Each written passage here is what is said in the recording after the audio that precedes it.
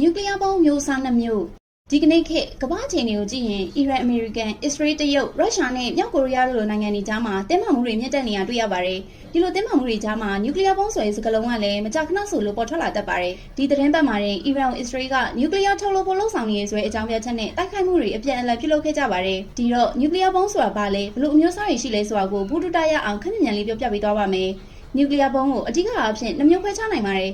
တစ်အတမ်ဘုံ atomic bomb fission ဘုံလို့လည်းခေါ်ပါတယ်အတမ်ဘုံဟာနျူကလ িয়ার ကွဲထွက်မှု nuclear fission ဖြစ်စဉ်ကိုအသုံးပြုပါတယ်။ဒါကယူရေနီယံဒါမှမဟုတ်ပလူတိုနီယံလိုလေးလံတဲ့အတမ်တွေကိုခွဲထုတ်လိုက်တဲ့အခါကြီးမားတဲ့စွမ်းရည်တွေထွက်လာတာဖြစ်ပါတယ်။ဒီဘုံတွေရဲ့အဖြတ်စွမ်းအားကိုကီလိုတန်မဂါတန်နဲ့တိုင်းတာလေးရှိပါတယ်။အတမ်ဘုံတစ်လုံးကပောက်ကွယ်တဲ့ဘူချက်ကနေအနည်းဆုံးတမိုင်ကနေအများဆုံး2မိုင်အထိပတ်လည်ကိုလုံးဝပြပုံအထိပျက်စီးစေနိုင်ပါတယ်။ဒီလိုအကြောင်းအရာတွေနဲ့တက်ရင်ဗီဒီယိုလေးကိုတင်နိုင်မြင်အောင် follow လုပ်ဖို့အပေါင်းလေးနဲ့ခဲ့ပြီးပါအောင်။နှစ် hydrogen ဘုံ fusion ဘုံတောင်ပေါ် nuclear ဘုံလို့လည်းခေါ်ပါတယ်။ဒီဘုံကတော့ nuclear ပေါင်းစည်းမှု nuclear fusion ကိုအသုံးပြုပြီးအတမ်ဘုံထက်အဆပုံများစွာပုံမှုပြင်းအားကြီးမားပါတယ်။ hydrogen လိုပေါ့ပါတဲ့အတမ်တွေကိုအချင်းချင်းပေါင်းဆက်စေပြီးစွမ်းရည်တွေထုတ်လွှတ်တာပါ။ hydrogen ဘုံတစ်လုံးကတော့အနည်းဆုံး3မိုင်ကနေအများဆုံး22မိုင်အထိပတ်လည်ကိုလုံးဝပြပုံအထိပျက်စီးစေနိုင်ပါတယ်။နျူကလ িয়ার ဘုံပောက်ကွဲမှုနောက်ဆက်တွဲတွေထဲမှာအဆိုးဆုံးကတော့နျူကလ িয়ার မိုးရေ radioactive fallout ပါပဲနျူကလ িয়ার ဘုံပောက်ကွဲတဲ့နေရာကနေဝေးတဲ့ဒေတာတွေအထိ fallout တွေကလေစီးကြောင်းအတိုင်းမိုင်ယာပေါင်းများစွာအထိပြန့်နှံ့နိုင်ပါတယ်ဒီအမုံတွေကြောက်ရောက်တဲ့နေရာကလူတွေဟာဓာတ်ရောင်ခြည်တင်းမှုကိုခံစားရပြီးကင်ဆာလိုရောဂါတွေမွေးရပါချို့ရင်ချက်တွေဖြစ်နိုင်ပါတယ်